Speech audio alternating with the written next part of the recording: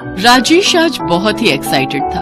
आज उसकी first night जो थी, जिस तरह एक लड़की के मन में इस रात को लेकर उत्साह होता है, वैसे ही एक लड़के के भीतर भी तो होता है। राजेश अपने मन में हजारों प्लानिंग लेकर प्रिया के पास पहुंचा। प्रिया दुल्हन के जोड़े में पलंग पर बैठी हुई थी। वो धीरे से जाकर उसके पास बैठ गया।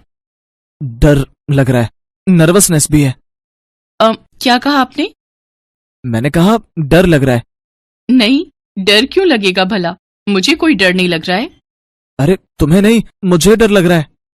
राजेश की इस बात पर प्रिया खिलखिलाकर हंस पड़ी और उससे कहा अरे आप भला क्यों डरने लगे? आज की रात तो आप लोग शेर होते हैं। आज की रात को लेकर डर नहीं है प्रिया, डर है क्या मैं तुम्हारे सपनों का राजकुमार बन पाऊंगा। न जाने कितने अरमानों के साथ तुम मेरे घर आई हो, क्या मैं तुम्हारे सारे अरमान पूरे कर पाऊंगा? राजेश की इन बातों को सुनकर प्रिया की आंखों में आंसू आ गए।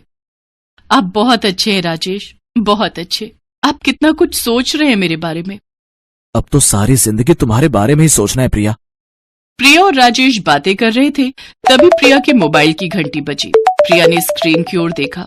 स्क्रीन पर आ रहे नाम को देखकर वो घबरा गई और उसने फोन कट कर दिया। कुछ ही देर के बाद उसके फोन की घंटी फिर से बजी। उसने फिर से फोन कट कर दिया। क्या हुआ प्रिया, किसका फोन है और तुम फोन बार बार काटे क्यों जा रही हो? वो दोस्त मेरी सहेली उषा का फोन है। अरे तो फिर बात कर लो ना, क्यों बार बार काट रही हो फोन? जी, उससे तो हमेशा बातें होती ही रहती हैं। आज तो आपके साथ जी भर कर बातें करनी है। ये कहकर उसने फोन को स्विच ऑफ किया और राजेश को गले से लगा लिया और फिर वो दोनों एक दूसरे में खो गए। रात के करीब 3:30 बजे की बात है। राजेश की अचानक नींद खुल गई। उसने देखा कि प्रिया बिस्तर पर नहीं है। उसने सोचा कि शायद वो वॉशरूम में होगी, लेकिन पूरे आधे घंटे बाद भी जब वो बिस्तर पर नहीं आई तो अरे ये प्रिया कहाँ चली गई? तभी उसने देखा कि प्रिया सोफे पर बैठी रो रही है। राजेश का दिल घबरा गया। वो उसके पास गया और बोला, अरे प्रिया क्या हुआ तुम्हें? तुम इस तरह यहाँ क्यों बैठी हो और रो क्यों रही हो तुम? कुछ नहीं राजेश। देखो प्रिया, झूठ मत बोलो, सच सच बताओ क्या बात है? घर वालों की याद आ रही है क्या? हाँ, घर वालों की याद आ रही है। अरे पागल, तो इसमें रोने की क्या बात है? कल चलते हैं तुम्हारे घर। नहीं राजेश, मुझे अपने घर नहीं जाना। मुझे यहीं रहना है। प्रिया का ये बिहेवियर राजेश के लिए अजीब सा था। उसे घर वालों की याद भी आ रही थी और वो अपने घर भी नहीं जाना चाह रही थी। कमाल की बात है, घर वालों की याद भी आ रही है और घर जाने के नाम से इसके चेहरे का रंग भी उड़ा जा रहा है। आखिर बात क्या है? प्रिया को इस घर में आए 10 दिन से भी अधिक हो गए थे। इन 10 दिनों में राजेश ने ये नोटिस किया था कि प्रिया भले ही खुश रहने का दिखावा करती हो, लेकिन वो खुश नहीं थी। यही नहीं, उसने ये भी कई बार देखा कि प्रिया किसी से छिप छिप कर फोन पर बातें करती है। राजेश उससे जब कुछ पूछता तो वो बोलती, अरे वो मेरी सहेली है ना अंशु, मैं उसी से बातें कर रही थी। क्या ये तो आपकी बात करा दूं? अरे नहीं, मैं क्या करूंगा बात उससे? एक दिन की बात है, दोपहर का समय था। उस दिन राजेश की छुट्टी थी, इसलिए वो घर पर ही था। लगभग 2:30 बजे के करीब प्रिया के मोबाइल की घंटी बजी। प्रिया ने फोन पर कुछ देर बात की और फिर, राजेश वो मुझे मार्केट में कुछ जरूरी काम है, क्या मैं जाऊं? अरे इसमें मुझसे पूछने की क्या जरूरत? सुनो, मैं भी चलता हूँ तुम्हारे साथ। अरे नहीं, आज छुट्टी का दिन है, आप आराम करिए ना, मैं चली जाऊंगी। छुट्टी है तो अच्छा है ना, बीवी के साथ मस्ती से घूमेंगे, बाहर डिनर करेंगे और फिर लॉन्ग ड्राइव पर जाएंगे। प्रिया की लाख मना करने के बाद भी राजेश उसके साथ जाने को तैयार होने लगा। जब वो तैयार हो रहा था तो उसने देखा कि प्रिया फिर किसी से फोन पर बातें कर रही है। अरे तुम समझते क्यों नहीं हो? अब पहले वाली बात नहीं है, मैं शादीशुदा हूँ। तुम जब मुझे मिलने बुलाओगे मैं नहीं आ सकती प्रशांत। अरे ऐसे कैसे नहीं आ सकती? तुम्हें आना होगा, नहीं तो इसका अंजाम बहुत बुरा होगा। प्रशांत, मेरे पति आज घर पर हैं। मैं तुमसे मिलने आ रही थी, लेकिन वो भी मेरे साथ आने के लिए जिद कर रहे हैं। बोलो मैं क्या करूं? ले आओ उन्हें भी तो पता लगे कि उनके हाथों जो थाली लगी है वो झूठी है। बस करो प्रशांत, बस करो, कुछ तो शर्म करो। मेरी नजरों से तो तुम पहले ही गिर चुके हो। इतनी वाहियात बात करके अब और कितना नीचे गिरोगे? प्रशांत प्रिया के मोहल्ले में ही रहता था। जब वो अपने कॉलेज जाती तो वो उसका पीछा किया करता था। प्रिया को ये सब अच्छा नहीं लगता था। बड़े ही बेशर्म टाइप के लड़के हो तुम। क्यों करते हो मेरा पीछा तुम? मैं पीछा नहीं करता, मैं खिंचा चला आता हूँ। तुम्हारे अंदर कोई चुंबक है प्रिया। देखो, मुझे तुम्हारी इन फालतू बातों में कोई इंटरेस्ट नहीं है, इसलिए मेरा पीछा करना बंद कर दो। नहीं तो मैं अपने पापा को बोल दूंगी, फिर वो तुम्हारी अच्छे से खबर लेंगे।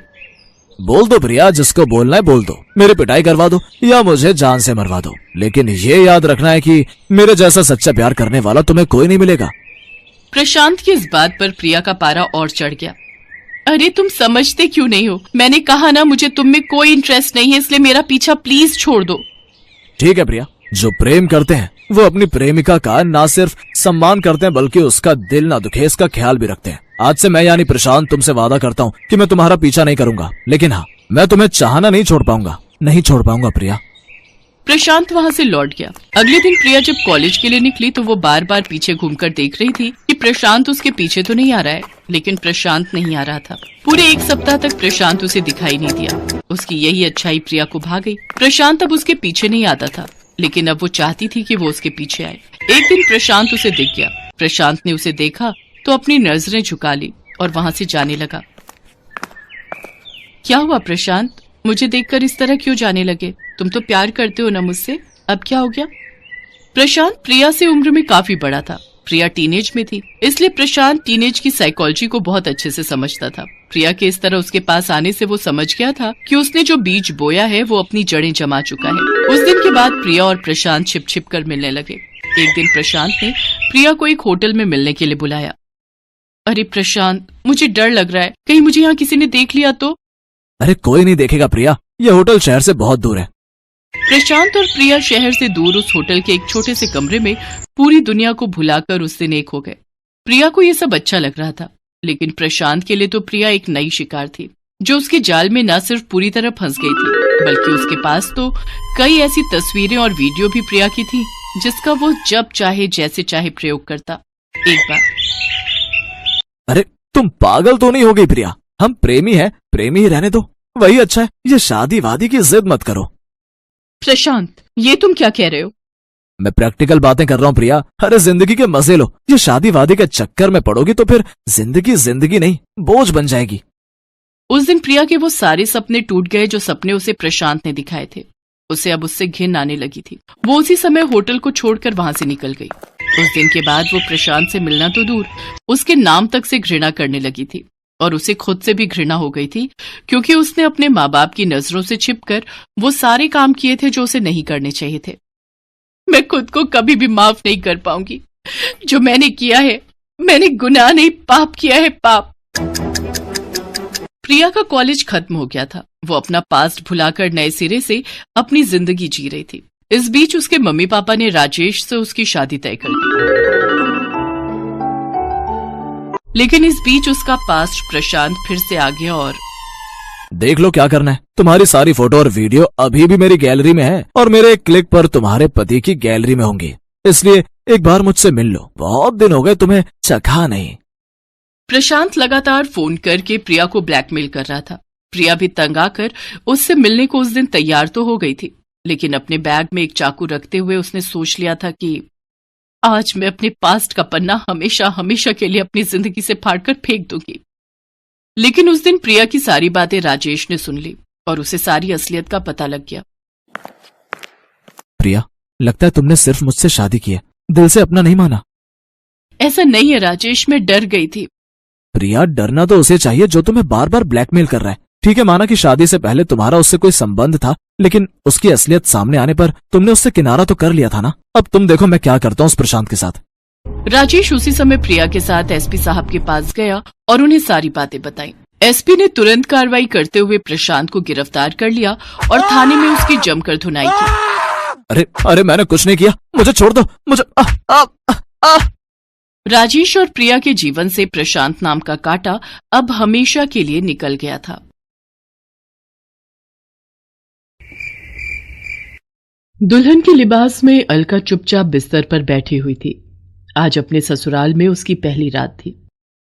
कई सारे अरमान, कई सारे सपने उसके सीने में जोर जोर से धड़क रहे थे। तभी शेरवानी पहने हुए अंकित कमरे में आया और उसके बगल में आकर बैठ गया। अलका के दिल की धड़कन उस समय इतनी बढ़ गई कि उसकी आवाज को वो खुद सुन सकती थी। तभी अंकित ने उससे कहा, देखो, मैं तुम्हें किसी गलतफहमी में नहीं रखना चाहता और बातों को घुमा फिरा कर कहने की मेरी आदत भी नहीं है, इसलिए मैं तुमसे साफ साफ एक बात कहना चाहता हूं कि। ये कहकर अंकित थोड़ी देर के लिए खामोश हो गया। अलका को समझ नहीं आ रहा था कि अंकित क्या कहने वाला है। उसके मन में 1000 तरह की बातें घूमने लगी। तभी अंकित ने कहा, अलका, तुम मेरे पिता की पसंद हो, मेरी नहीं। इसलिए तुम मुझसे किसी तरह की उम्मीद मत रखना। ठीक है कि हम दुनिया की नजर में पति पत्नी हैं, लेकिन इस कमरे के भीतर तुम मेरे लिए बिल्कुल अनजान हो। क्या मैं आपकी इस बेरुखी का कारण जान सकती हूँ? उसका कारण तुम हो, तुम्हारा रंग है। अरे मेरा तुम्हारा कोई मेल नहीं है, कोई नहीं। कहां तुम और कहां मैं? अरे 50 सवाल लोग मुझसे पूछेंगे जब तुम मेरे साथ बाहर जाओगी कि ऐसा क्या देख लिया मैंने तुम में जो मैंने तुमसे शादी कर ली। अंकित ने अलका को बहुत सुनाया। वो बेचारी कहां अपनी आंखों में सपने लेकर बैठी थी और कहां अब उसकी आंखों में थे सिर्फ आंसू। हे ईश्वर, पता नहीं क्यों गोरा रंग ही मापदंड है सुंदरता का। हम जैसे लोगों को भी तो आपने बनाया है, फिर हमारे साथ समाज का सौतेला व्यवहार क्यों? गुणों की खान है अलका। बचपन से लेकर MBA की पढ़ाई तक हमेशा टॉप किया है उसने। स्वभाव इतना अच्छा कि जो भी उससे मिलता वो उसका दिल जीत लेती। जानवरों से भी उसे बेहद प्यार था। वो किसी का भी दुख देख नहीं सकती थी। लेकिन तमाम अच्छाइयों के बावजूद उसके रिटायर्ड पिता जयशंकर और मां सावित्री देवी बहुत परेशान रहते थे, और उनकी परेशानी का सबसे बड़ा कारण था अलका का काला रंग। जी आप मेरी बात तो सुनिए। मेरी बच्ची लाखों में एक है। होगी आपकी बेटी लाखों में एक, लेकिन हमें नहीं करनी शादी आपकी बेटी से। हैं? ये कहकर दूसरी तरफ वाले ने फोन रख दिया। जयशंकर जी के माथे पर चिंता की लकीरें फिर से उभर आईं। पास बैठी उनकी पत्नी सावित्री के चेहरे पर भी उदासी का रंग चढ़ाया। पता नहीं क्या भाग्य लेकर जन्मी है हमारी बेटी। मैं तो परेशान हो गई हूं जी। पता नहीं मेरी बेटी की शादी कभी होगी भी कि नहीं। अरे होगी, क्यों नहीं होगी? मेरी बेटी की शादी जरूर होगी। लाखों में एक है वो, क्या कमी है उसमें? कमी तो कुछ नहीं है जी, लेकिन हमारे समाज में खूबसूरती का पैमाना गोरा रंग है और हमारी बेटी वहीं पीछे रह जाती है। वो दोनों बातें कर ही रहे थे कि तभी जयशंकर जी के मोबाइल की घंटी बजी। उनके फोन पर अलका कॉलिंग दिखा रहा था। हाँ बेटा, कहाँ है तू? कितनी देर और लगेगी तुझे मार्केट से लौटने में? बाबा, मैं हॉस्पिटल में हूँ। हॉस्पिटल? अरे क्या हो गया तुझे? रुक, मैं अभी आता हूँ तुरंत। अरे पापा, घबराने की कोई बात नहीं है, मुझे कुछ नहीं हुआ है। असल में मैं जब घर लौट रही थी तो रास्ते में एक अंकल सड़क के किनारे घायल अवस्था में पड़े थे। उन्हें किसी ने टक्कर मार दी थी। लोग उन्हें देख तो रहे थे लेकिन कोई उनकी मदद नहीं कर रहा था। मुझसे ये देखा नहीं गया और मैं उन्हें अस्पताल लेकर आ गई। अलका अपने स्वभाव से मजबूर थी और उसका यही स्वभाव तो आगे चलकर उसके माता पिता की चिंता को दूर करने वाला था। एक दिन की बात है, अलका बाहर जाने की तैयारी कर रही थी। तभी उसके घर के दरवाजे पर दस्तक हुई। दरवाजा अलका ने ही खोला और दरवाजा खोलने के बाद उसने सामने खड़े जिस इंसान को देखा, उसे देखकर वो चौंक गई। अरे आप! इतने में जयशंकर जी और सावित्री भी वहां आ गए। एक अनजान शख्स को उन्होंने खड़ा देखा तो उन्होंने अलका से पूछा, अलका, ये कौन है? जी मैं नितिन मेहता हूँ। वही नितिन मेहता जो आज जिंदा इसलिए है क्योंकि आपकी बेटी ने 1 महीने पहले मेरी जान बचाई थी। अरे मैं तो बेसुध सा सड़क किनारे पड़ा था। ये आपकी बेटी ही थी जो मुझे अस्पताल लेकर गई, और जब तक मुझे होश नहीं आया वो वहां से हिली नहीं। धन्य है आप जो आपकी इतनी लायक बेटी है जिसे दूसरे का दुख और दर्द देखकर दया आती है। वरना आज के समय में लोग इतना बिजी हैं कि कहां उन्हें फुर्सत सड़क किनारे पड़े अनजान आदमी के लिए। उनकी बातों को सुनकर अलका ने कहा, अरे अंकल, ये तो मेरा फर्ज था। भला मैं किसी घायल इंसान को देखकर अपना मुंह मोड़ लेती? मुझसे ये नहीं हो पाता, कभी नहीं। बहरहाल बातों बातों में नितिन मेहता को पता लगा कि जयशंकर जी अलका के विवाह को लेकर बहुत चिंतित है और अलका का काला रंग उसके विवाह में आड़े आ रहा है। ये सुनकर नितिन मेहता ने ऐसी बात कही जिससे जयशंकर जी और सावित्री जी के कई दिनों से मुरझाए चेहरे खिल गए। अब ये आप क्या कह रहे हैं? मैं बिल्कुल सही कह रहा हूं, बस आप लोगों की रजामंदी चाहिए मुझे। अरे ये आप क्या कह रहे हैं? हमारी रजामंदी? अरे मेहता जी, एक पिता के सिर पर से सबसे बड़ा बोझ बेटी का कन्यादान करना होता है। हम दोनों पति पत्नी अलका के लिए कितने परेशान थे, ये हम आपको क्या ही कहें। अब आप पुरानी बातें भूल जाइए और अलका की शादी की तैयारी करिए। आज से ठीक 15 दिन बाद मैं अपने बेटे अंकित की बारात लेकर आपके दरवाजे पर आऊंगा। लेकिन मेहता जी, आप एक बार अपने बेटे से तो पूछ लेते। जयशंकर जी, वो मेरा बेटा है और मैं जानता हूं कि अलका से अच्छी लड़की उसे कभी नहीं मिलेगी। नितिन मेहता ने अपने बेटे अंकित को अलका के बारे में बताया। वो अलका से उस दिन हॉस्पिटल में मिल चुका था जिस दिन नितिन मेहता का एक्सीडेंट हुआ था। अलका से अपनी शादी की बात सुनकर वो चौंक गया और अपने पिता से बोला, क्या पापा, ये क्या कर रहे हैं आप? आपने उस लड़की को देखा है ना? कितनी काली कलूटी है वो। मेरा और उसका क्या मेल? भला ऐसी लड़की से शादी करके आप क्यों मेरी जिंदगी को नरक बनाना चाहते हैं? बेटा, उसी काली लड़की के कारण आज तुम्हारे पिता जीवित हैं।